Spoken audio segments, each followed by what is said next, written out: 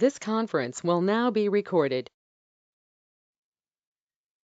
चरक संहिता सूत्रस्थान अध्याय 13 श्लोक क्रमांक 55-56 अन्नाद विष छर्दयन्तो जठर आम गरार्दिताः दुर्बलाः च प्रतान्ताः च स्नेहग्लाना मदातुराः न स्नेह्या वर्तमानेषु न नस्तो बस्तिकर्मसु स्नेहपानात् प्रजायन्ते तेषां रोगाः सुदारुणाः। अधिकरण जो चल रहा था वो ये था कि स्नेहपान किसको नहीं करना चाहिए। तो उसमें पहले उन्होंने बताया कि मांसरा मेदुरा भूरिश्लेष्पाणः अभिषण्ण गुदाननाः जिनको स्नेहन शस्त्र नहीं है उनको रुक्षण किए बिना स्नेहन नहीं देना। और रुक्षण के दो पद्धतियां भी बताई, एक द्रव्यों से रुक्षण करो, दूसरा शोधन करके रुक्षण करो। ये हमने देख लिया है। अब हम इसके बाद जाएंगे तृष्णा मूर्छा परीताश्च गर्भिण्या तालुशोषणः अन्नद्विट छर्दयन्तो जठरामय गर्दिताः इनको भी स्नेहन नहीं करना है। अब यहाँ पर तृष्णा में स्नेहन नहीं करने का अभिप्राय क्या है, तो उसके लिए हम देखेंगे चरक सूत्र चिकित्सा स्थान का 24वां अध्याय तृष्णा अध्याय।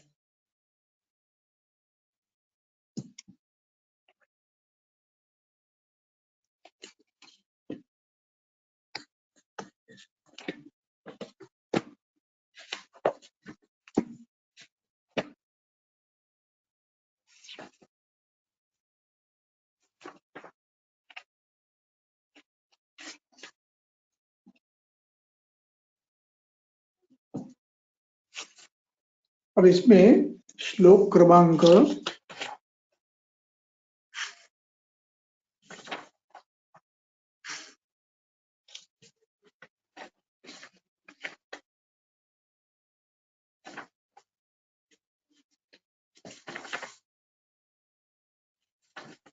22वां का 22। तो इस अध्याय में श्लोक क्रमांक 15 में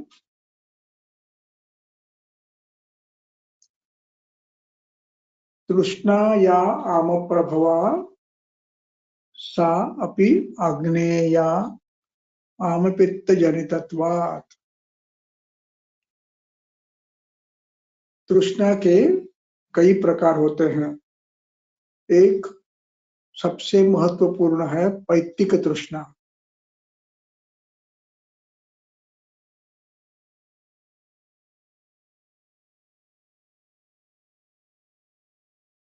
यहाँ पित्त बलवान होता है, उसमें भी स्नेहपान अति पित्तावस्था में उदीर्ण पित्ता जिसको कहते हैं उसमें स्नेहपान नहीं करना है। वो तृष्णा भी पैत्तिक तृष्णा उदीर्ण पित्ता ग्रहणी में स्नेहपान से अग्नि प्रदीप्त होकर जल्दी जीर्ण होकर फिर तृष्णा करता है, ओजक्षय करता है। उसके बाद या यानी जो यद, ये सर्वनाम का ये स्त्रीलिंगी रूप है। तृष्णा स्त्रीलिंगी है, इसलिए यद का स्त्रीलिंग रूप किया है। या ये याह, या यौ या ये याह। तो या आम प्रभवा ये सामासिक शब्द है। आम प्रभवा आमेन जाता, आमेन प्रभवा, प्र अधिक भू, भू धातु है, तो इसके उसको प्र लगाकर, उपसर्ग लगाकर प्रभव, ये तद्धित धातु साधित बना है, प्रभवा नाम बना है, इसमें भू धातु से बना है, भू को प्रभवंती उत्पन्न होती है, और उत्पन्न होने वाले को, पित्त से उत्पन्न होने वाले को पित्त प्रभाव माना जाता है, तो ये पित्त प्रभाव, ये नाम बना है उसका, आम प्रभवा, आम, आम से उत्पन्न होने वाला।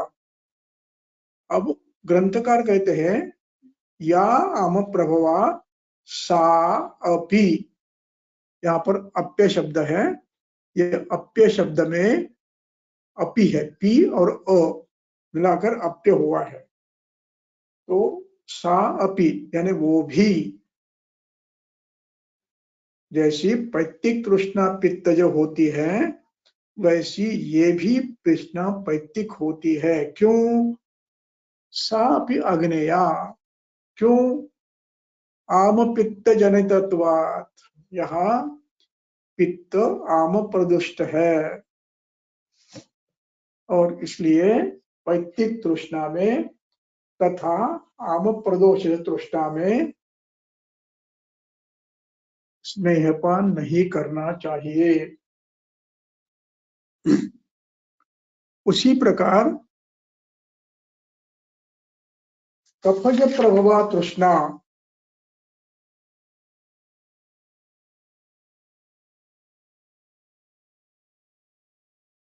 इसमें भी नहीं करना चाहिए, क्योंकि इसमें भी श्रोतोरोजनित है, ये कफज तृष्णा,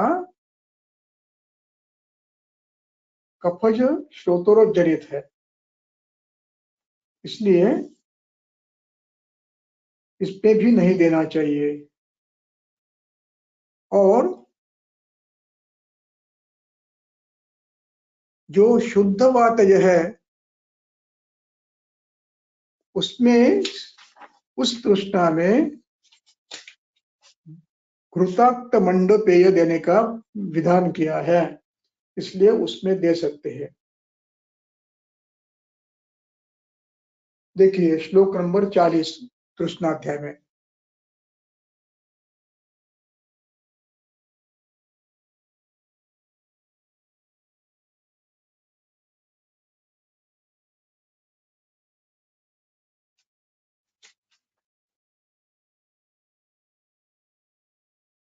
वातघ्नम् अन्नपानं मृदु लघु शीतं च वाततृष्णायां क्षय कास अनुश्रुतं क्षीर घृतम् ऊर्ध्व वाततृष्णाघ्नम्।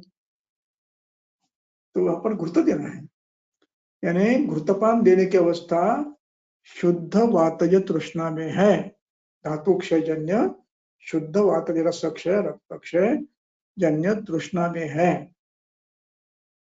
इस प्रकार तृष्णा में और एक तृष्णा है जो औपसर्गिक तृष्णा है, जो ज्वर में, प्रमेह में, श्वास में होती है,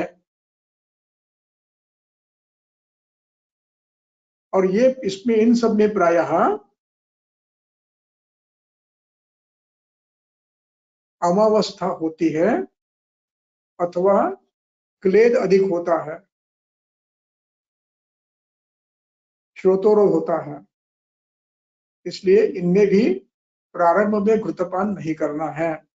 इसलिए तृष्णा में आमज, पित्तज, आमज, औपसर्गिक तृष्णा, इनमें घृतपान नहीं करना है, शुद्ध वातज में करनी है।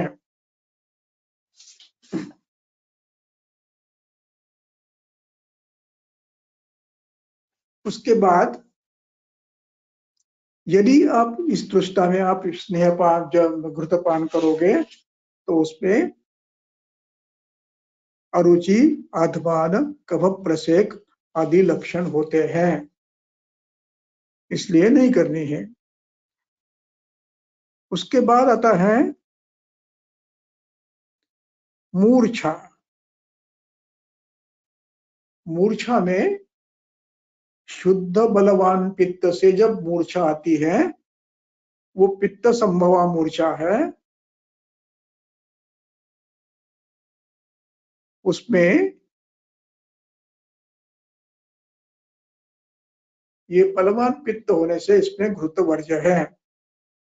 यस्य उदीर्णा ग्रहणी, पित्त उदीर्णा ग्रहणी, उसमें नहीं देना है। वैसे ही पित्त संभव मूर्छा में भी नहीं देना है। इसलिए मूर्छा में भी शुद्ध पित्त जो मूर्छा में घृतपान स्नेहपान का प्रयोग नहीं करना है। उसके बाद आता है गर्भिणी।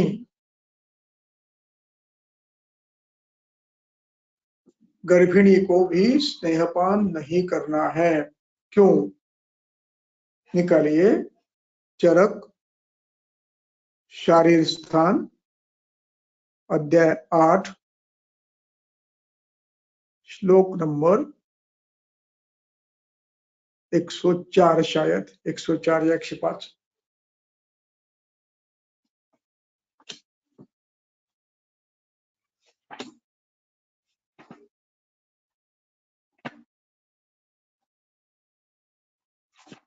तर यात 69 श्लोक आहेत जातीसूत्रीयमध्ये. एक मिनिट मी काढून देतो.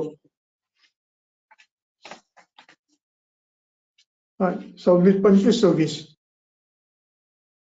25-26 चरक शारीर 25-26.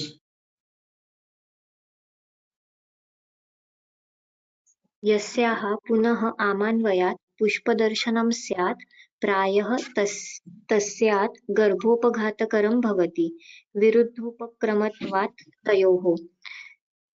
यस्यः पुनः उष्ण तीक्ष्ण उपयोगात् गर्भिण्या महति सञ्जातसारे गर्भे पुष्पदर्शनं स्यात् अन्यो वा योनिस्रावः तस्या गर्भो वृद्धिं न प्राप्नोति निःसृतत्वात्. तर हा श्लोक वाचायचा आहे. हा 25-26 दोन्ही. स कालम अवतिष्ठते अतिमात्रम तम उपविष्टकम ठीक आहे. आचक्षते. पुढे 25 वाचून घ्या. 25.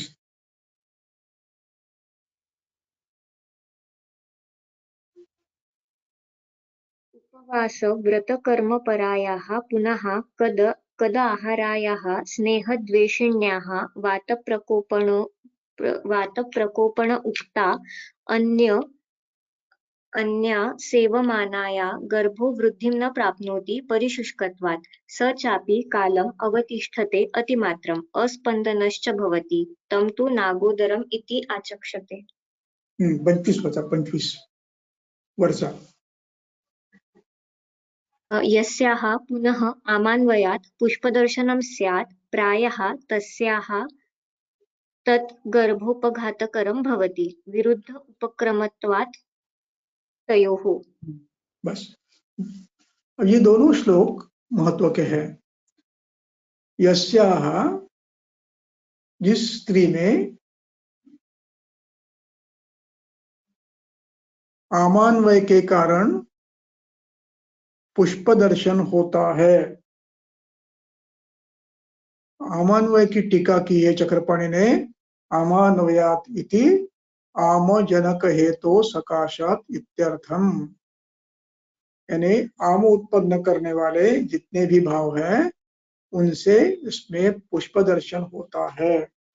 अजीर्ण भोजन, अध्यशन, अजीर्ण, ये सभी पुष्प दर्शन करते हैं. और ये ऐसा पुष्प दर्शन ये विरुद्ध उपक्रमत्वात् गर्भोपघातकर है. इसमें चिकित्सा दुष्कर है और उसका परिणाम गर्भोपघात होता है. गर्भ में बाधा आती है, गर्भ में व्याधि उत्पन्न होती है. क्यों? तो उसका उधर उत्तर दिया है. यस्याः,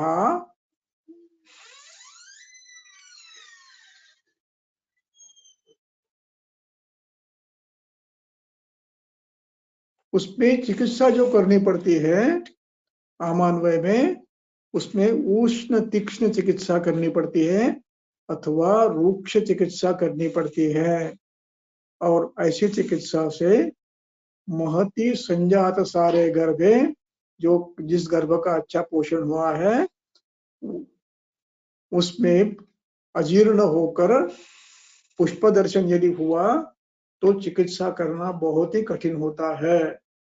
इससे गर्भशोष भी होता है। तीक्ष्ण द्रव्य देने से रक्तस्राव भी अधिक होता है और तिक्त रस देने से गर्भ शुष्क होता है। इस प्रकार ये गर्भिणी में आमोत्पत्ति होना ये उपघातकर, गर्भोपघातकर है।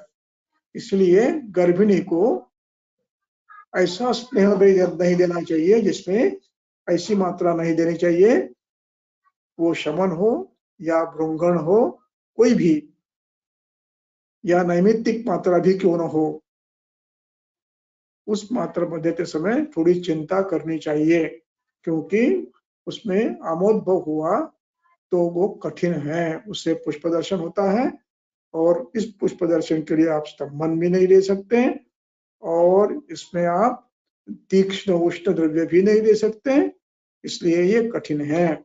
इसलिए गर्भिणी को स्नेहपान जहां तक हो सके बहुत ही कम मात्रा में देना चाहिए। इसके बाद आता है अन्न द्विषः। मूल अध्याय में चलिए अपने।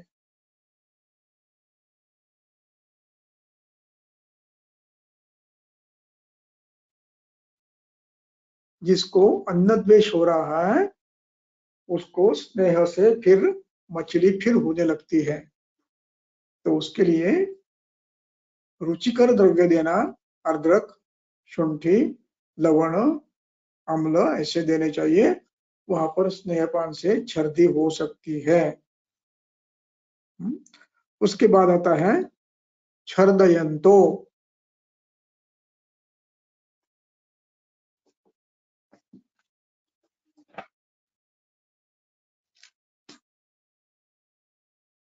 छर्दयंतो, ये छर्दी भी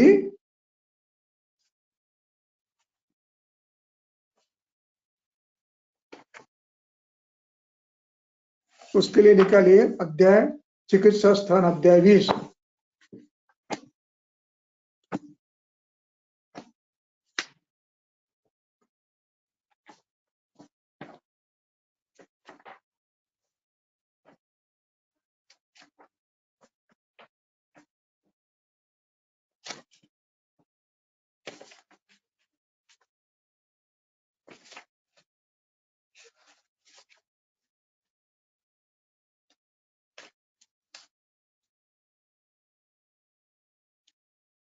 श्लोक नंबर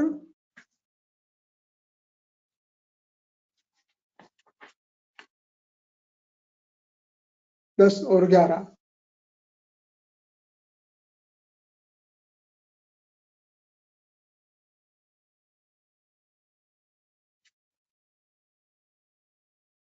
ये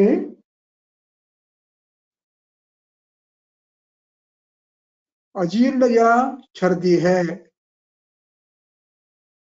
अजीर्ण, कटु, अम्ल, विदाही, अशीत, इनसे पित्त उदीर्ण होकर छर्दी उत्पन्न होती है और ये छर्दी, इनमें पित्त के लक्षण भी होते हैं। इसलिए ये पित्त, इस छर्दी में ग्रहणी उदीर्ण पित्ता है और अजीर्ण अवस्था है। इस पे यदि घृतपान करते हैं तो पुनः अजीर्ण होगा और घृतपान के उपद्रव ही होंगे।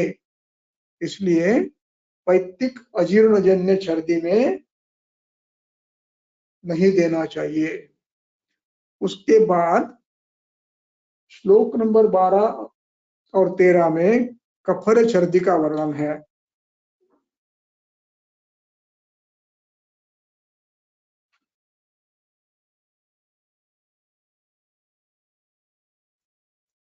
इसमें छर्दी का कारण कफकर आहार यह है, स्निग्ध अति गुरुव अविदाही आम गुरु आम विदाही भोज्य ही।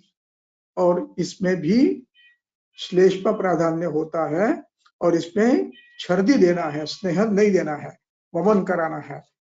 तो इससे सद्य वमन कराना है, इसलिए यहाँ पर स्नेह वर्ज्य है। उसके बाद फिर ये 2 छर्दियां छोड़कर अन्य जो छर्दियां है उसमें एक छर्दी है, देखिए श्लोक नंबर 16-17।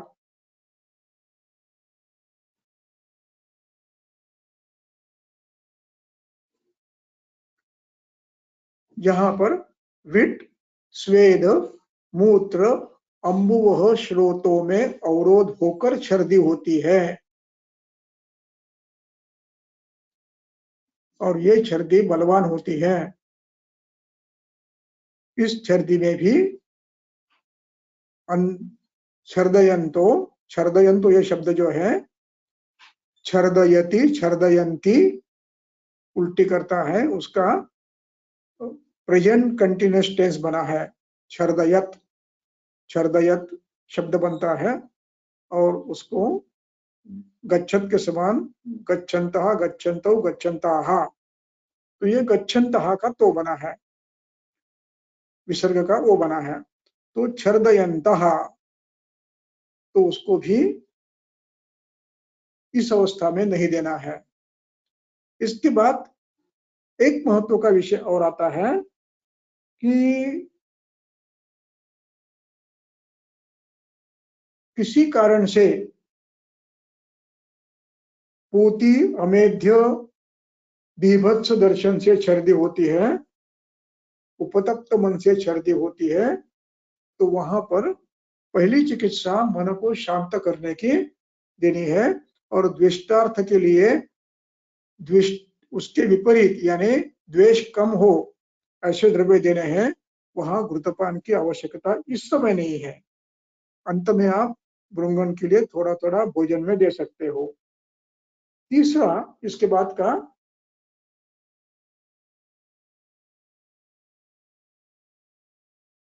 अति क्षीण व्यक्ति में धातु क्षयजन्य छर्दी उत्पन्न होती है और उसमें शोणित पूया आता है। इसमें भी उस समय घृतपान नहीं करना है, पहले उसको ये करना है और जब शुद्ध वातावस्था आती है तब जाकर स्नेहपान करना है। अब देना कहाँ है, तो उसकी एक अवस्था है, वो शुद्ध वातज उदावर्तज छर्दी, केवल शुद्ध वातज है।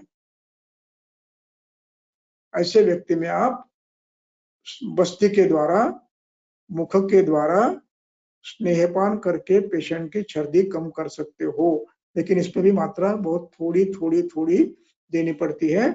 उसमें प्रायः पहले ये उदावर्त, ये वात शुद्ध वातज उदावर्त है। इसी अध्याय में अध्याय 26 निकालो, चिकित्सा में, चिकित्सा स्थान में 26।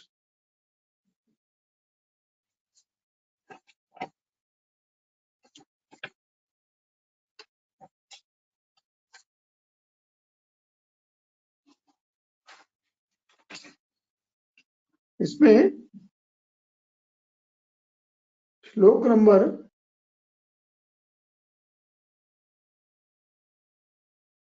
5, 6 और 8।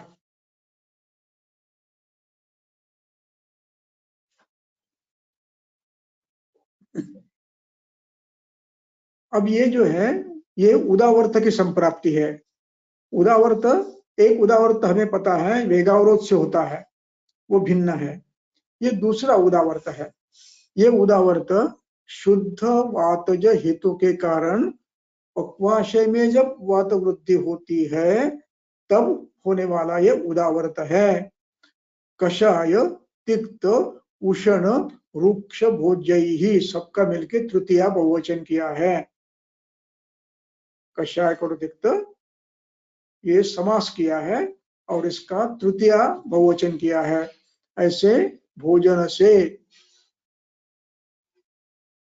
पक्वाशय कुप्यति चेद अपान, पक्वाशय में अपान, पक्वाशय सप्तमी है, कुप्यति क्रियापद है। चेत, चेत तो है, हलंत तो है, अपान अलग निकालना है।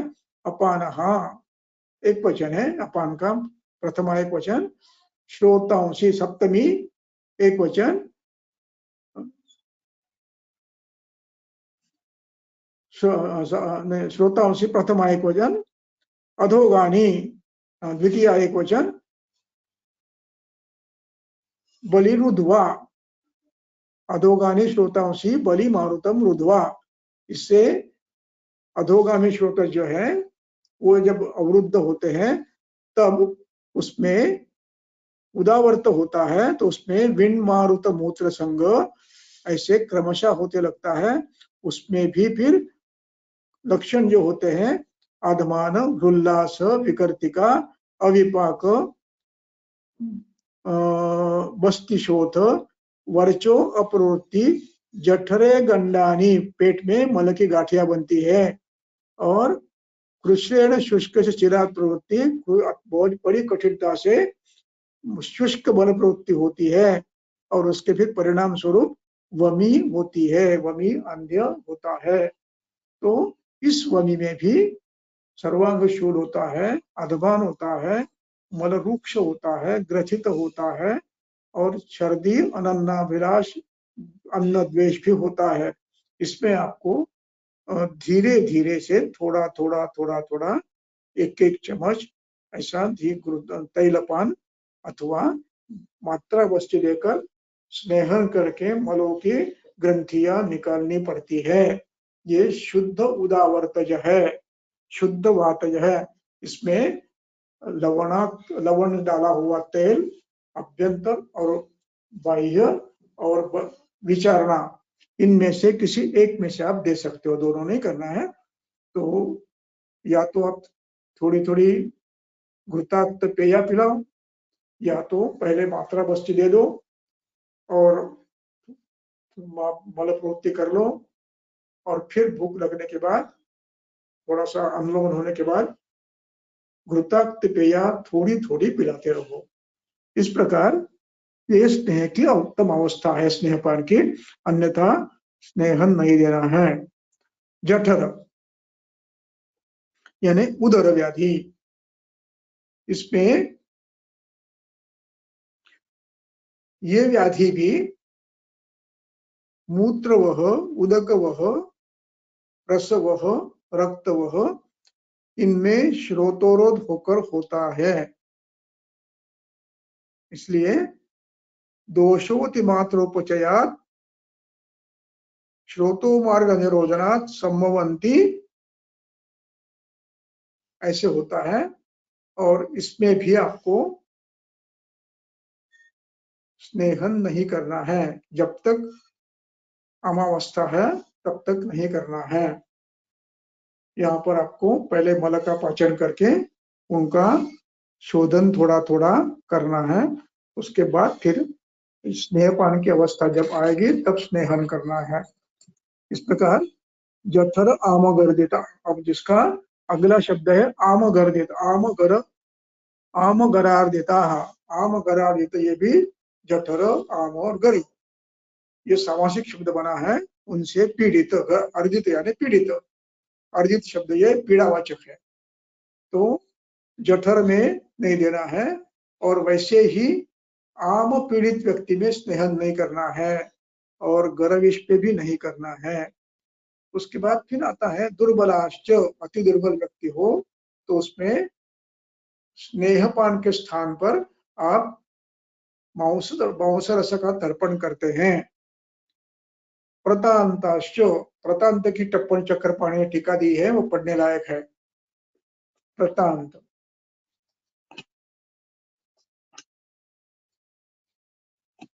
अतिप्रतान्तः अतिक्षीण द्रवधातुः।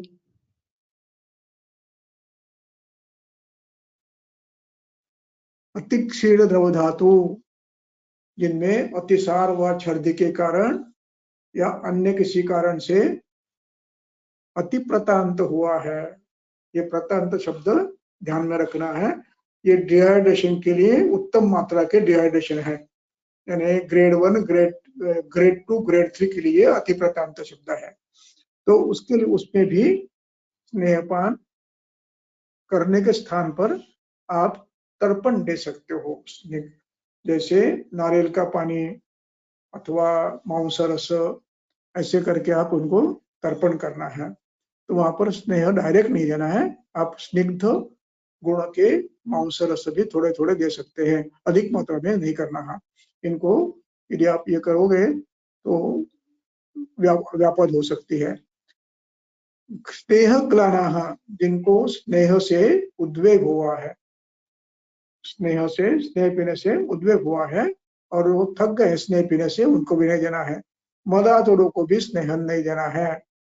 न स्नेहा, और इसके बाद फिर कहते हैं जिनको बस्ती कर्म चल रहा है, नस्य कर्म चल रहा है, उनको भी स्नेहपान नहीं करना है, उससे दारुण रोग हो सकते हैं। इसलिए स्नेहपान के नियमों का उल्लंघन नहीं करना है। वैसे ही ध्यान में रखना, शीत ऋतु में प्रायः अति शीत में स्नेहपान नहीं करना है, उससे भी व्याधि होती है। वह नित्य भोजन का जो स्नेह है वो तो रात्रि में, अति शीत ऋतु में बिल्कुल नहीं देना है। दिन में तो थोड़ा सा आप तेल ले सकते हो, लेकिन रात में कोई भी स्नेह लेने से उत्पन्न व्याधि या उत्पन्न होने की संभावना ज्यादा होती है, मात्रा ज्यादा लिया तो। इसलिए स्नेहन के रूप में वहां पर प्रयोग नहीं करना है। ये हुआ, एक अधिकरण समाप्त हुआ। अधिकरण क्या था? स्नेह किसको नहीं देना चाहिए। तो इन लोगों को स्नेह नहीं देना है। अब चलते हैं हम, इसके बाद अधिकरण बदलता है। अब इसके बाद आता है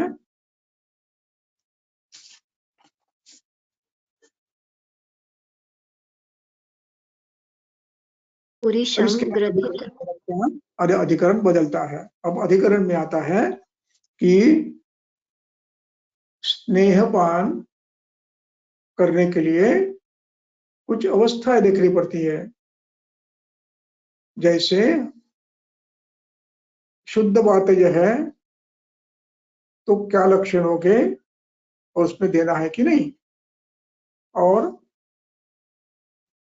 जहां पर श्लेष्मा प्रधान व्यक्ति है वहां पर रुक्षण करना पड़ता है। तो रुक्षण के भी लक्षण आपको देखने पड़ेंगे। तो इसलिए ये लक्षण होता है पुरीशम ग्रचितम रुक्षम। अब यहां पर पुरीशम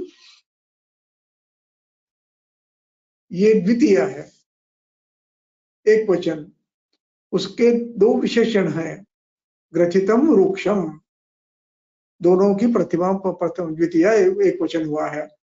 तो रुक्षम पुरुषम, ग्रचितम पुरुषम, ये रुक्षता का लक्षण है, अस्निग्ध का लक्षण है कि ये व्यक्ति स्निग्ध नहीं है।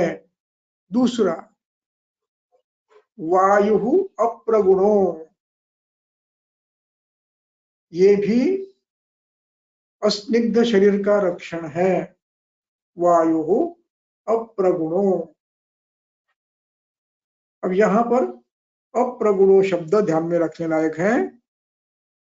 अब यहां पर अ और प्र, ये दो उपसर्ग लगे हैं। तो पहले अ, ये नकारात्मक है, और गुण शब्द ये स्वतंत्र शब्द है, इसको प्रगुण लगा है। प्रगुण का अर्थ है उत्कृष्ट गुण है, अनुकूल गुण है गुण, और अप्रगुण का अर्थ है जो अनुकूल नहीं है। इसलिए अप्रगुण यानी वायु का आवागमन सम्यक नहीं हो रहा है। जो उत्तम पद्धति से होना चाहिए, प्रगुण होना चाहिए, प्र शब्द ये उत्कृष्टता वाचक है।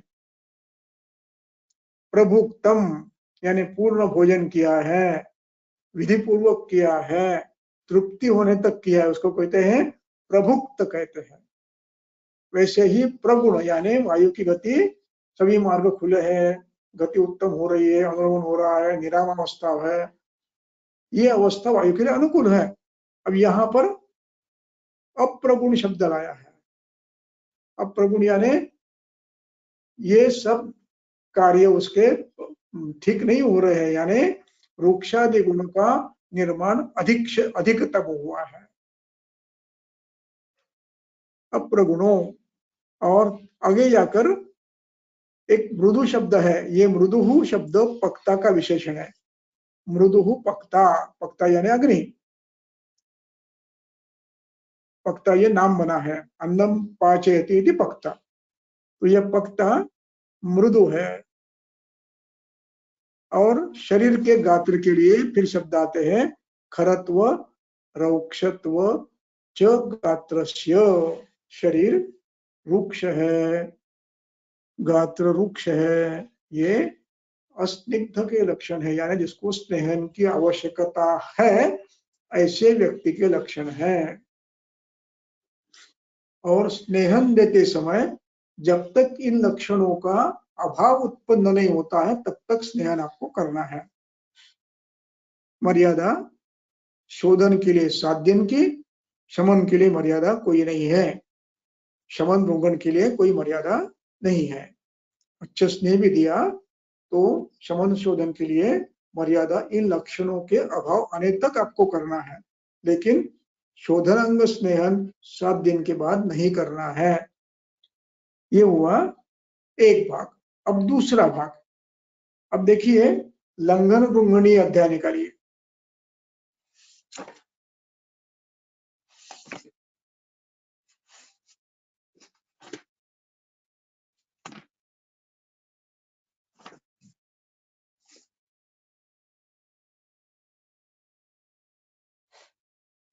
श्लोक नंबर 39 की पहली लाइन, तो श्लोक 38-39 पढ़ लो। 38-39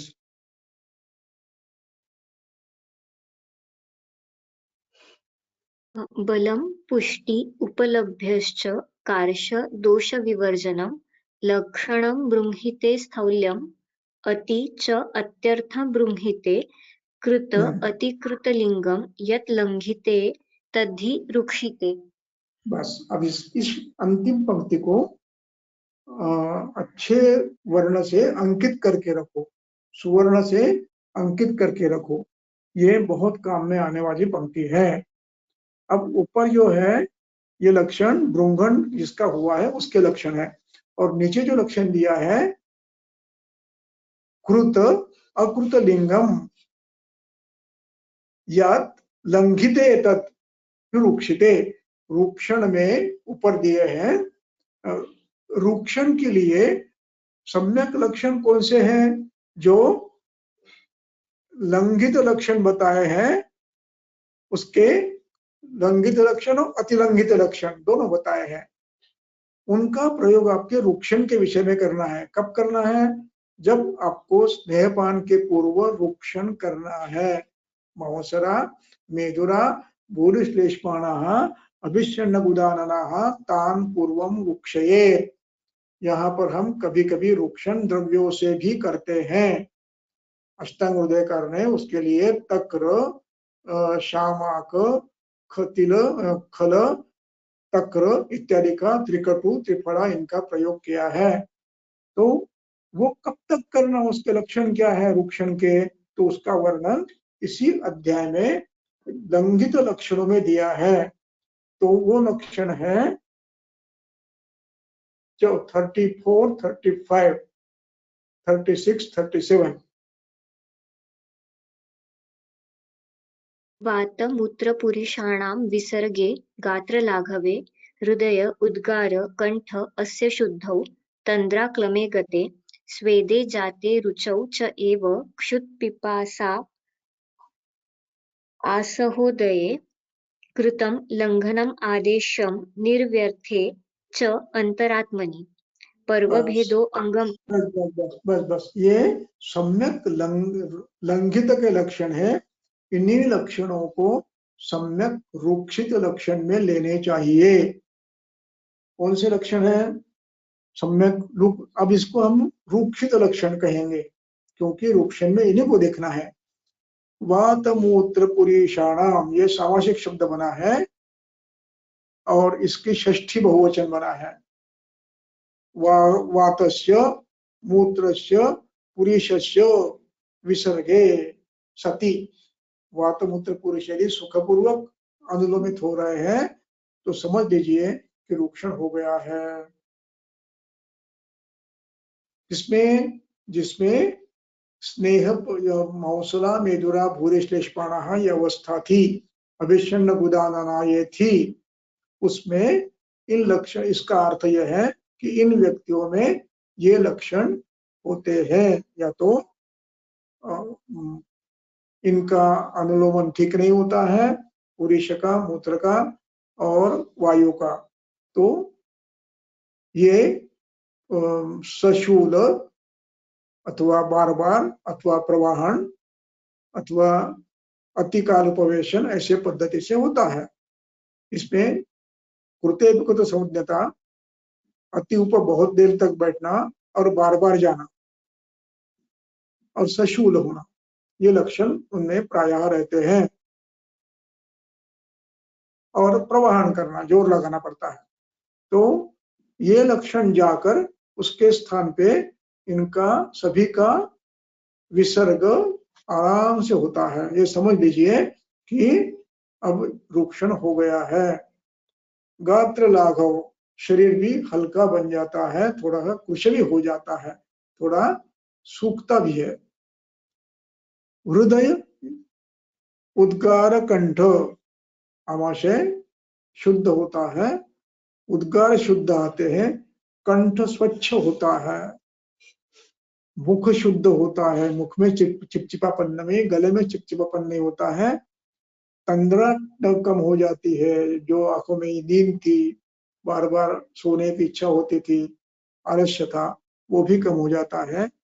और ऐसे व्यक्ति में काम का उत्साह नहीं रहता है, वो भी चला जाता है। इसलिए क्लमे गते ये सति सप्तमी है, उद्गार शुद्धो ये भी सप्तमी है। उद्गार शुद्धि हो, तंद्रा और क्लम ये सामासिक शब्द बना है, उसमें सति सप्तमी की है। और गते, ये गते भी सप्तमी है। गते ये सब जब चला हो, तंद्रा और क्लम चला जाता है, तब समझ लीजिए कि रूक्षण हो गया है। इसके अलावा स्वेदे जाते, थोड़ा सा पसीना आने लगता है। पहले इनको पसीना नहीं आता है, रुचि उत्पन्न होती है, चाहे वो, और शुद्ध और पिपासा दोनों का उत्पत्ति होती है। और अंतिम लक्षण है निर्व्यथे जो अंतरात्मनि, जो व्याधि है उसमें मार्दव आता है। व्याधि मार्दवम उत्साह, ये वाग्भट का शब्द है इसी अध्याय में। वाग्भट का जो अध्याय है द्विविधोपक्रमणीय में, उसमें विमल ये शब्द आया है, व्याधि मार्दवम उत्साह तंद्रा नातश्च लंघिते। तो यहाँ पर निर्व्यथे का अर्थ है व्याधि कम हो जाती है, व्याधि मार्दव हो जाता है। और अंतरात्मनि, मन भी प्रसन्न हो जाता है, इंद्रिया भी प्रसन्न हो जाती है। इन लक्षणों के निर्माण के प्रारंभ होना, इसका अर्थ यह है कि आपका निर्णय उचित है। आपने जो निर्णय लिया लंघन करने का, रूक्षण करने का, वो एकदम उचित है। और क्रमशः ये उत्पन्न हो जाते हैं, तब समझना है कि अब ये रूक्षण हो गया है। इस रूक्षण में चरक के अस्निग्ध लक्षण जो बताए हैं, उनमें जो लक्षण आए हैं, कौन से?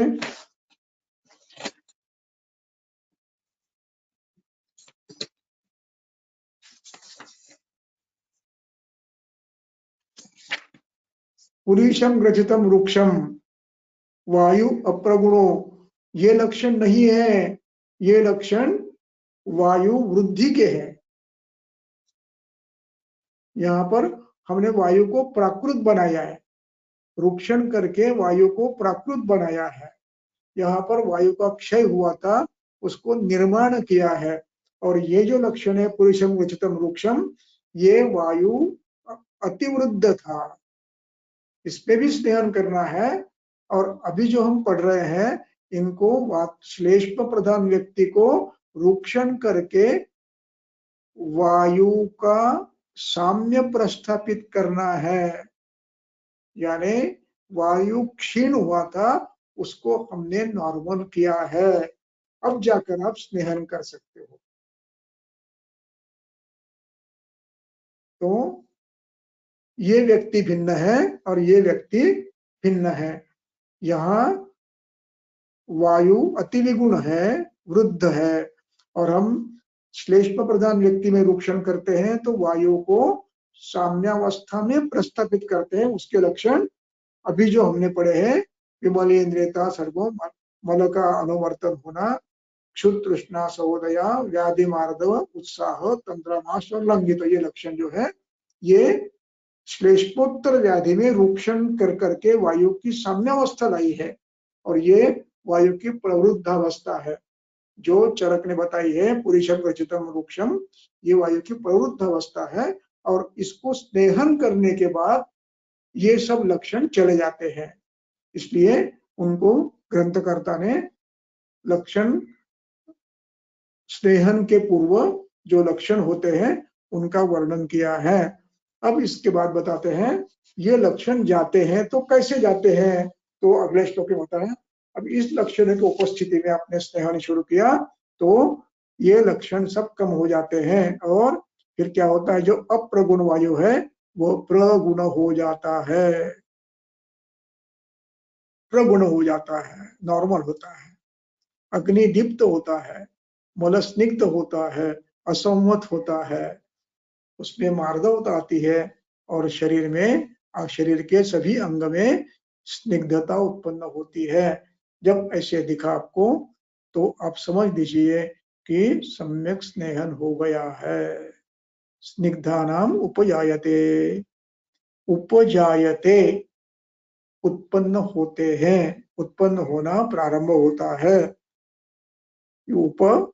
उपसर्ग है, जायते ये क्रियापद है, तो ये आपको दिखने लगते हैं, निर्माण होते हुए आपको दिखते हैं, इसलिए उपजायते, जो पहले नहीं थे तो वो आपको दिखने लगते हैं। इसलिए ये लक्षण होने के बाद आप स्नेहन रोक सकते हो। ये आवश्यक नहीं है 7 दिन होने ही चाहिए। इसलिए भागवत ने सम्यक स्नेहपान के लिए 7 दिन 3 दिन की जो मात्रा बताई है उसमें अंतिम श्लोक एक है, सम्यक स्निग्धो अथवा यावत, जिस समय सम्यक स्निग्ध हो जाएगा, भले 2 दिन के बाद हो, भले 4 दिन के बाद हो, आपको स्नेहन रोक देना है। इस प्रकार ये लक्षण बताए हैं। अब इसके बाद बताते हैं अति स्नेहन के लक्षण। पढ़ो। पाण्डुता गौरवं जाड्यं पुरुषस्य अविपक्वता तन्द्रीः अरुचि उत्क्लेशः स्याद् अतिस्निग्धलक्षणम्।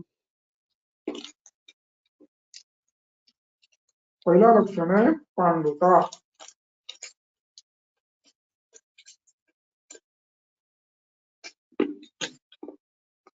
अब यहाँ ध्यान रखना है,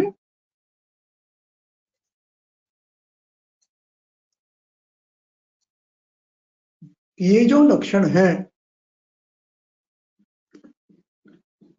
ये लक्षण अच्छ स्नेहपान, शोधनांग, शमन स्नेहपान और भृंगण स्नेहपान, ये सभी के लिए है।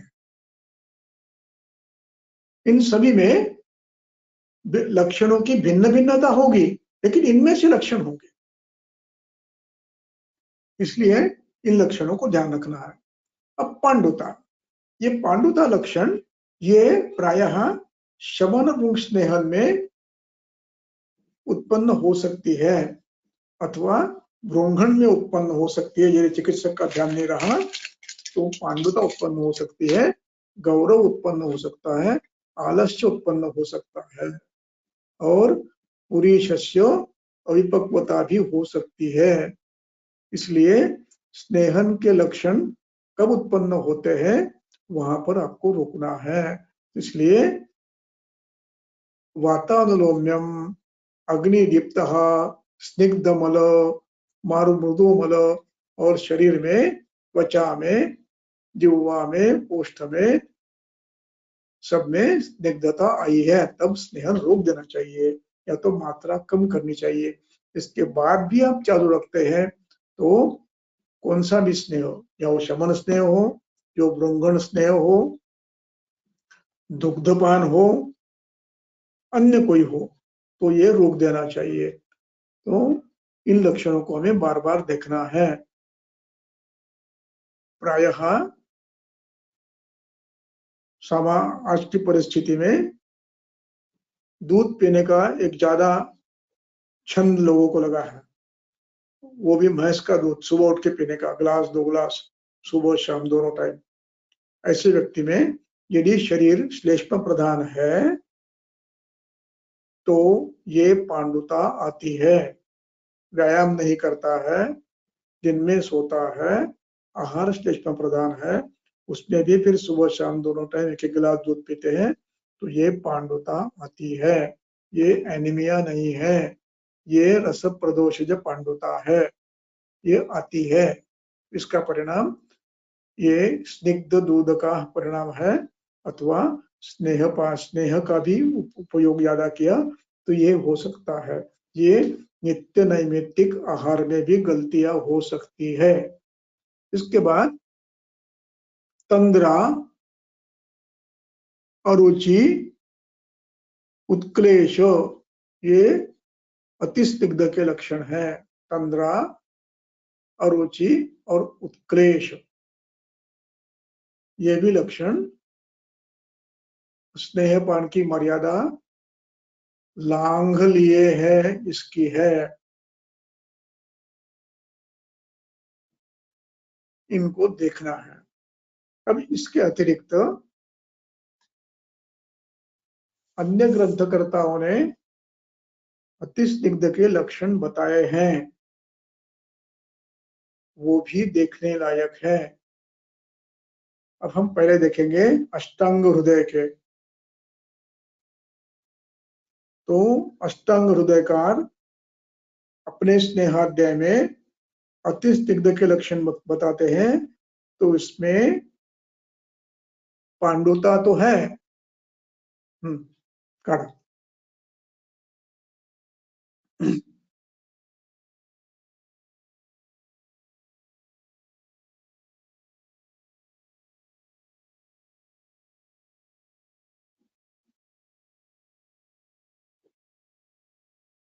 देखिए, पांडुता है,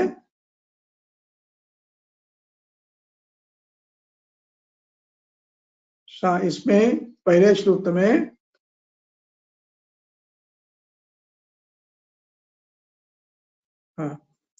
वातानुलोम्यं दीप्तोऽग्निः वर्चाः स्निग्धम् असंहतं स्नेहोद्वेगः क्लमाः सम्यक् स्निग्धे रुक्षे विपर्ययाः अतिस्निग्धे तु पाण्डुत्वं घ्राण वक्त्र गुदास्रवाः। तो वातानुलोमन, दीप्तोग्नि, स्निग्ध वर्चस, स्निग्ध शरीर, ये सम्यक स्निग्ध के लक्षण है। और उसमें एक लक्षण और है कि थोड़ा सा स्नेहोद्वेग होता है। पेशेंट कहता है कि अब नहीं, स्नेह नहीं चाहिए, मुझे समझ लेना है कि अभी स्नेह बंद करना है। सम्यक स्निग्ध। अब रुक्ष, और यदि रुक्ष है तो लक्षण चरक नहीं बताए हैं, प्रगुणों अनिलः और मलग्रचित होना वगैरह, ये लक्षण शेष है, तो उसका भी प्रयोग आगे करना कि नहीं वो निश्चित कर सकते हैं। अब इसके अष्टांग हृदय के अति स्निग्धे तो पांडुत्वम, पांडुत्व आया है। इसके साथ साथ दो लक्षण ज्यादा महत्व के हैं। घ्राण वक्र गुदश्रवाहा, यहाँ घ्राण श्राव भी होता है, यानी अर्थ ये नहीं है कि घ्राण से स्नेह आ रहा है, नहीं, नाक बंद होता है, नाक में से सिंघाणक आता है, नासास्राव होने लगता है, वैसे ही मुंह में स्टीवन आने लगता है, लालाश्राव होता है, और गुद में मल का प्रवाहन बार बार होता है, गुदस्रव होता है। हो सकता श्लेष्मा भी आ सके, तो उसमें गुदस्रवाहा, मल का बार बार प्रवृत्ति होना, स्निग्ध होना, ये हो सकता है। इसका अर्थ ये नहीं है कि गुद से स्नेह आ रहा है, वो भी आता है कभी कभी, वो भी आता है गुदस्रव, लेकिन वो अतियोग का लक्षण है। तो गुद से स्नेह आना ये स्नेह मात्रा की अति मात्रा है। अब इसके बाद संग्रहकर्ता ने भी और कुछ लक्षण दिए हैं। अब ये जो अंतर आया है दोनों में, चरक में, वाग्भट में और संग्रहकर्ता में, ये क्यों आया है, तो उसका मैं कारण बताता हूं कि चरक ने 2-3 लक्षण देकर ये बताया है कि इसमें श्लेष्मा वृद्धि के संतर्पण के लक्षण आएंगे, अजीर्ण के लक्षण भी आ सकते हैं, इसके लिए कुछ लक्षण बता दिए हैं। लेकिन इन ग्रंथकारों ने अपने अनुभव से उसमें संतर्पणोक्त लक्षणों का जोड़ दिया है, अति संतर्पण के लक्षणों का उसमें एक ये लगा दिया है, जोड़ लगा दिया है कि ये भी लक्षण उत्पन्न होते हैं। घ्राण वक्र गुदाश्रवा, ये अति संतर्पण के लक्षण है, वो भी निर्माण होते हैं। अब ऐसे ही अष्टांग संग्रहकार गुददाह, अरुचि, छर्दी, मूर्छा, तृष्णा, प्रवाहिका, शुक्तोद्गार, ब्रह्मश्वासकाश, अतिस्नेहनात्, अतिसेवनात्, ये स्नेह के संतर्पण के लक्षण है, अति संतर्पण के लक्षण है, ये भी हो सकते हैं। गुददाह इसलिए होता है कि यहाँ पर सामपित्तावस्था बन सकती है। आहार रुचि में अरुचि रसप्रद महाश्रोतस दुष्ट हो सकता है, छर्दी होती है, मूर्छा, तृष्णा, पित्त, परतंत्र प्रकोप हो सकता है, प्रवाहिका में उदाभिषंद हो सकता है, शुक्तोद्गार, अम्लोद्गार अजीर्ण के लक्षण है, ब्रह्मश्वास, ब्रह्मपित्त अजीर्ण जन पित्त वृद्धि का लक्षण है, और श्वास का ये अभिषंद बढ़ गया इसके लक्षण है। यानी मूल ग्रंथकार को स्नेह के अतिरेक से होने वाले लक्षणों में संतर्पणोक्त सभी लक्षणों की अपेक्षा है, अपने अपने स्थान पर, अपने अपने देश में, अपने अपने ऋतु के अनुसार कोई भी लक्षण उत्पन्न हो सकता है। इसका अर्थ यह है कि ग्रंथोक्त लक्षणों का अभिप्राय समझना है। ये संतर्पणोक्त लक्षण है, ये उत्पन्न होने वाले हैं, इसमें स्थानानुसार, देशानुसार भिन्न भिन्न लक्षण उत्पन्न हो सकते हैं। इस अभिप्राय को समझकर अष्टांग संग्रहकार ने लक्षणों की सूची बढ़ाई है। अष्टांग हृदय में बड़ी है, बढ़ाई है, लेकिन कम बढ़ाई है, ये हमें ग्रंथकर्ता का अभिप्राय समझना है। अब हम देखेंगे सुश्रुत का।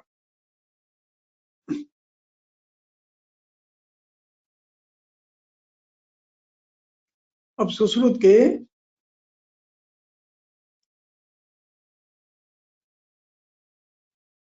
अध्याय मुझे याद नहीं है, यहाँ लिखा नहीं मैंने, शायद चिकित्सा स्थल में 24 अध्याय होगा ये, शायद, हाँ 32 है, अध्याय 32, 32।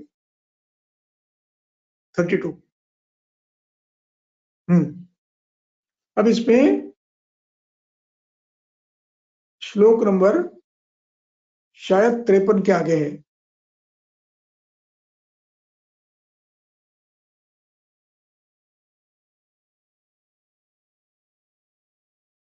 हाँ, इसके बाद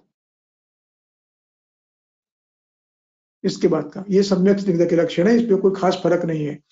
अब ये, हाँ, इसमें भी ऊपर का श्लोक बताओ, और 54, इसके ऊपर एक श्लोक है और भक्त द्वेषो अतिमात्रया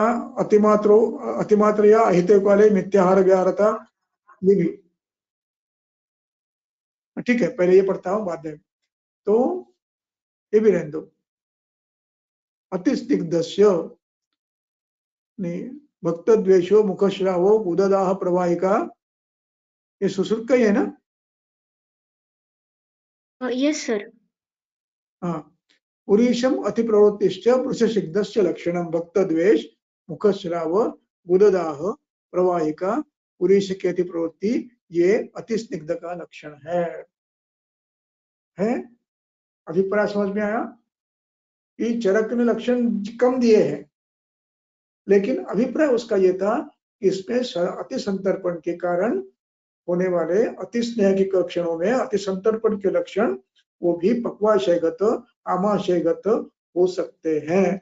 इसलिए भक्त द्वेषो अन्नवाह की दृष्टि हो गई है, मुखश्राव अन्नवाह की दृष्टि हुई है, उददाह पित्त आम प्रदोष हो गया है, प्रवाहिका श्लेष्मा और स्नेह इसने गुदाभिषंद किया है, और मल सृष्ट होकर बार बार मल प्रवृत्ति होती है, ये भी लक्षण हो सकते हैं।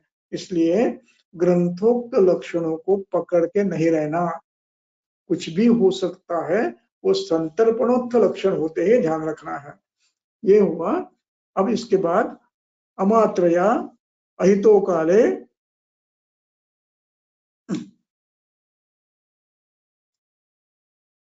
इच्छत नहीं है का अमात्रया अहितो काले नहीं, ठीक है, पुढे असेल तर आता बघू अष्टांग हृदय आता है, ठीक है, अष्टांग हृदय आता है। मी श्लोक वाचतो, अध्याय 16 अमात्रया अहितो काले अष्टांग हृदय अध्याय 16 अतिस्नेहाच्या पुढचा, हा अमात्रया अहितो काले वाचा।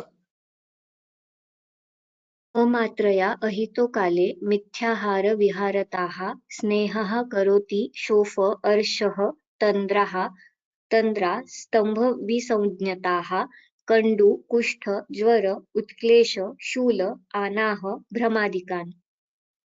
ये सबसे महत्व का है कि स्नेहपान अति स्नेहपान तो हमने समझ लिया। अब ये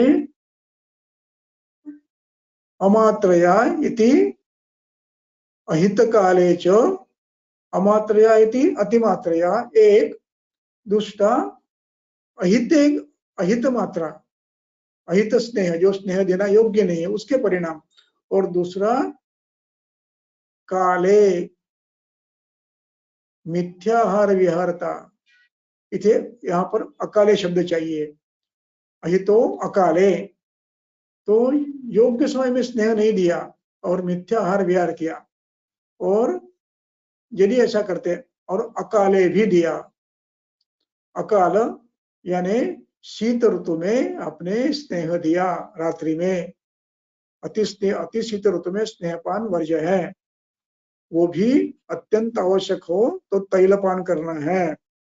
अति ग्रीष्म में स्नेहपान बहुत कम मात्रा में देना है, और देना है तो सायंकाल में घृत देना है, वो भी त्वरया, बहुत ही गड़बड़ है तो, अन्यथा न देना, घृतपान डायरेक्ट करना योग्य नहीं है। तो इसलिए अति शीत ऋतु में यदि आपने स्नेहपान अति मात्रा में किया, वो क्यों अकाल है, उसमें स्नेह नहीं करना चाहिए, खास करके रात्रि में नहीं करना चाहिए, तो उसमें शोभ उत्पन्न होता है, अर्श उत्पन्न होता है, तंद्रा उत्पन्न होता है, कटिस्तंभ उत्पन्न होता है, मन्यास्तंभ होता है, कभी कभी विसौज्ञता भी आती है, और सबसे महत्व का है कंडु कुष्ठ ज्वर उत्क्लेश शूल आनाह भ्रम भी होते हैं।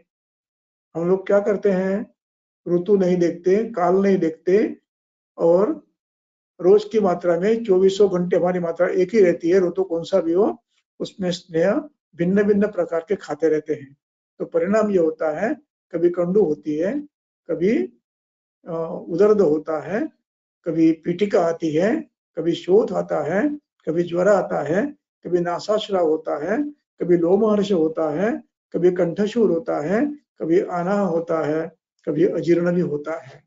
इसलिए खास करके अति मात्रा में स्नेहपान नहीं करना। दूसरा, अति शीत ऋतु और अति उष्ण ऋतु में स्नेहपान की मात्रा बहुत न्यून रखना, और शीत ऋतु में प्रायः अति शीत में, जहां ठंडी बहुत बलवान रहती है, वहां पे स्नेह नहीं करना सबसे अच्छा है। कम से कम करना, न्यूनतम करना ये अच्छा है। इसके परिणाम ये छोटे छोटे व्याधि हो जाते हैं, कंडू, कुष्ठ, उत्कलेश, कटिशूल, पृष्ठशूल, अनाह इत्यादि। ये ध्यान रखना है। तो ये मेरा अंतिम अभिप्राय ये है कि ये स्नेहाध्याय न केवल अच्छपान का है, ये स्नेहाध्याय और उसके बताए हुए नियम ये साधारण ऋतु के लिए भिन्न ऋतु है, नियम है, अति शीत के लिए भिन्न है और अच्छे स्नेहपान के लिए भिन्न है। इस प्रकार सभी के लिए है। इन नियमों का पालन अपनी अपनी अवस्था देखकर भृंगण, शमन, अच्छपान ये सबके लिए नियम है। केवल अच्छपान के नियम या शोधनांग स्नेहन के ये नियम नहीं है। तो ये नियम हमें अपने व्यक्तिगत जीवन में भी, ऋतुचर्या में भी पालन करने अनिवार्य है। अथवा अन्यथा अकाल, अतिमात्रा, मिथ्याहार विहारतः शोफ, तंद्रा, अर्श, स्तंभ, कंडु, कुष्ठ, ज्वर, प्रतिश्या, नासानाह, लोमहर्ष, उदर्द ऐसे व्याधि हो सकते हैं। ये हेतु रूप में स्नेह का अमात्रया, अकाले और अहित आहार के साथ यदि होता है तो उसका विचार हेतु के रूप में हमें करना है। ये स्नेहाध्याय सभी के लिए है, केवल अच्छपान के लिए नहीं है। यह है कि हर एक के अपने अपने अवस्था लक्षण भिन्न भिन्न है, लेकिन ग्रंथकर्ता ने ये अध्याय सबके लिए लिखा है। रोज का स्नेहपान आहार में उसका भी है, भृंगण का भी है, शमन का भी है, अच्छपान का भी है, विचारणा का भी है, सबका है। आज यही रुकते हैं और अगले इसमें फिर मात्रा कब लेनी है, क्या करनी है, उस पर चर्चा करेंगे। धन्यवाद। धन्यवाद सर। एक प्रश्न था। हाँ। दूध जो होता है उसके ऊपर जो मलाई आती है, तो उसको अगर हम निकाल देते हैं तो वो मलाई निकाला हुआ दूध भी अति स्निग्ध होगा क्या? भैंस का होता है और गाय का नहीं होता है। गाय का लेकिन मात्रा में लेना और क्षुधा के बाद लेना, और जब लेना है तब मात्रा में लेना अच्छा है। अति मात्रा करो तो ये भी यही करने वाला है। शीत ऋतु में यदि अति मात्रा में आप लेते हो तो ये यही करने वाला है, कंडु कुष्ठ वगैरह करने वाला है। अति मात्रा में ले सकते हो। भूख लगने के बाद भोजन के साथ प्रातः काल में आप सिद्ध करके संस्कार करके ले सकते हो। बस का गुरु होता है, कुछ भी करो बस का गुरु होता है। सर अति प्रतांत अति क्षीण द्रव, तो ये अवस्था मतलब जब अति द्रव में प्रवृत्ति हो रही है उसको भी ले सकते हैं इसमें? हाँ हाँ हाँ, जैसे डायरिया है या हाँ उसमें भी प्रवाही का या प्रायः ये हेतु होता है। प्रवाही का जो होती है ये अवस्था उसमें आ सकती है ना? हाँ, इसमें भी ये होती है। इसलिए मैंने कहा कि यह नैमित्तिक स्नेहपान का भी अध्याय है।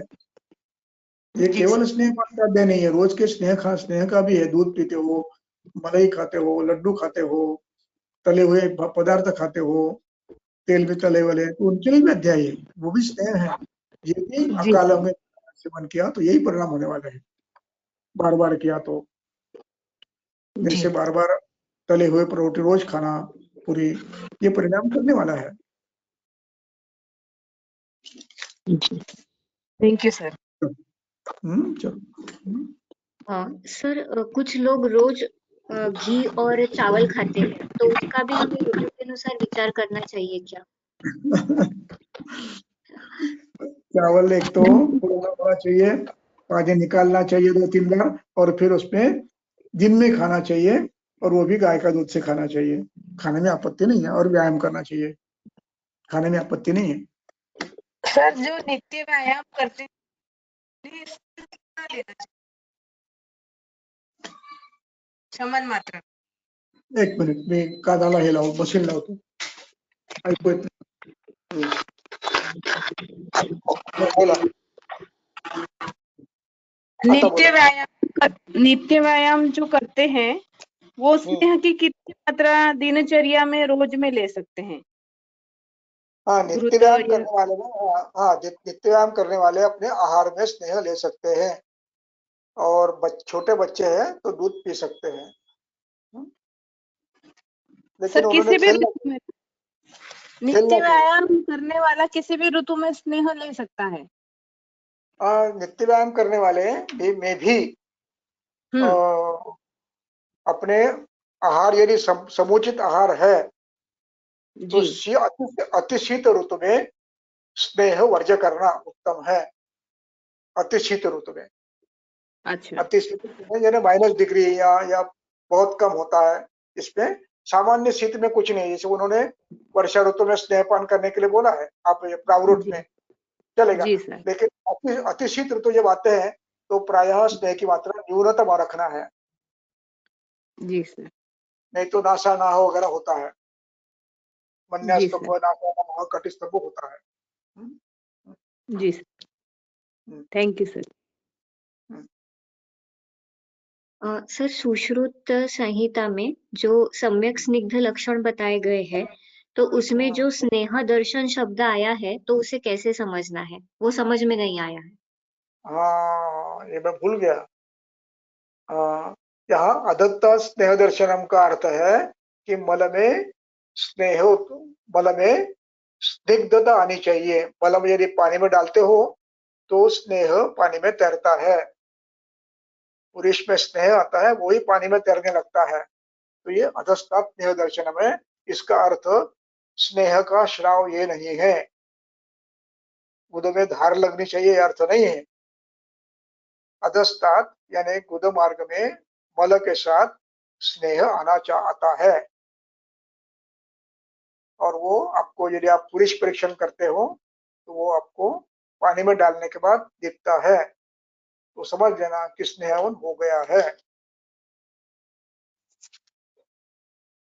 हाँ, ये बताना मैं भूल गया, मैं लिखा हुआ था लेकिन भूल गया. सर एक और प्रश्न था कि मृदु पक्ति मतलब जो मृदु अग्नि कहा गया है तो क्या वो स्नेहन का इंडिकेशन बोल सकते हैं क्या? किसको? मृदु अग्नि को. मृदु अग्नि को नहीं, हाँ. मृदु अग्नि को आपको अग्नि अच्छा करके ही देना है. पहले दीपन करना है, स्नेहाक्त दीपन, और फिर स्नेहपान करना है. और अति मंदाग्नि तो स्नेह दे ही नहीं सकते आप. उसमें थोड़ा सा भी स्नेह दिया तो मछली होने लगती है. मृदु अग्नि में आप पहले दीपन करके फिर दो, फिर दीपन स्नेह दो.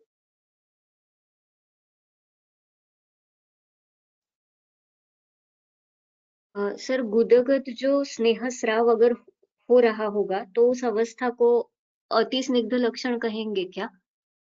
हाँ, स्नेह की धारा लगती है ना तो वो अति स्नेह है.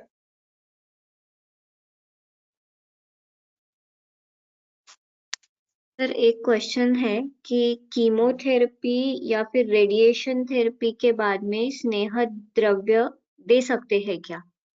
किसमें? कीमोथेरेपी के बाद या फिर रेडिएशन के बाद स्नेह दे सकते हैं क्या? और रेडिएशन के बाद निरामावस्था है तो दे सकते हैं.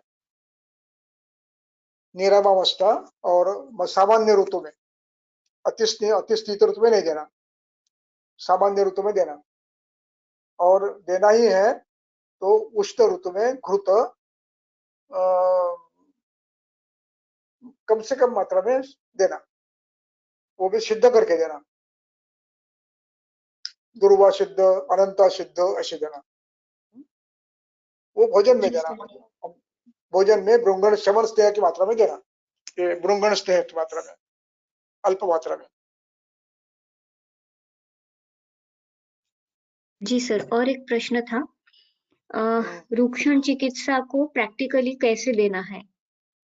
रुक्षण चिकित्सा को पहले उसका स्नेह खाना जो अजीर्ण भोजन अध्यशन वगैरह जो है दिवास्वाप को बंद कर दो, और वो बंद करके उसको त्रिफला, तिक्तरस, विडंग ऐसे कटु तिक्त द्रव्यों से उसको सुबह शाम जो भी मात्रा में उसको उचित हो देश काल के अनुसार उस मात्रा में साधारण तौर पर त्रिकटु, त्रिफला और कोई तिक्त रस, नागरमोथा या अन्य कोई रस, ये सब मिलाकर 2.5 ग्राम सुबह शाम 2 टाइम 2 समय बिना कुछ खाए देते हो तो रुक्षण अच्छा होता है। इनको ये दे सकते हो, और अनुपान के रूप में भोजन के बाद तक्रारिष्ट दे सकते हो, तो इससे 7 दिन में रुक्षण हो जाता है, 7-8 दिन में। और लक्षण दिखते हैं, व्याधि मार्दव, उत्साह, बल वातानुरोमन, ये लक्षण दिखने लगते हैं। शरीर सूखता है, थोड़ा सा म्लान दिखता है, तो ये लक्षण आने के बाद बंद करना। जी सर। सर अगर शीत ऋतु है और अग्नि भी बहुत तीव्र है, भूख बढ़ी है, तो फिर भी स्नेहपान क्यों वर्जित है? इसलिए कि बाहर शैत्य होने के कारण, धूप बलवान न होने के कारण त्वचा में अभिषंद होता है, त्वचा में अभिषंद उत्पन्न होता है, और फिर कंडू इत्यादि लक्षण उत्पन्न होने लगते हैं। कंडू, उदर्द, पीड़िका उत्पन्न होने लगते हैं, शोथ, क्योंकि त्वगत ये बढ़ता है, अभिषंद बढ़ता है, क्योंकि धूप कम होती है।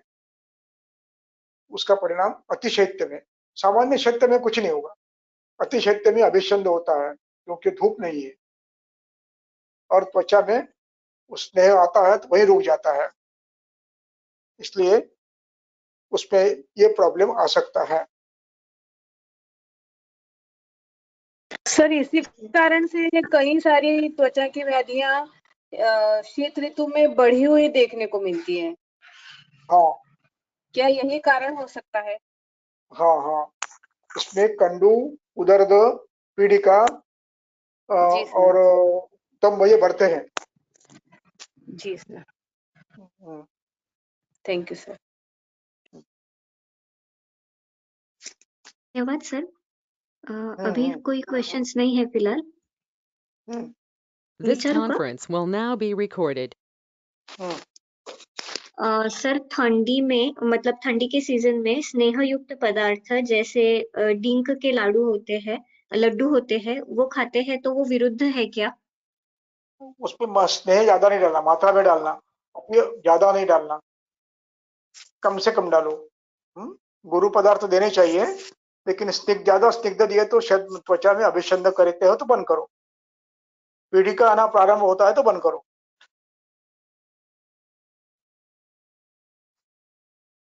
जी सर।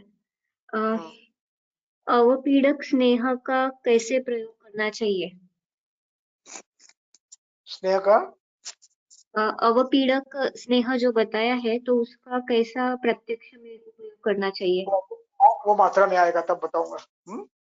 जी सर, जी सर, मात्रा में। जी सर।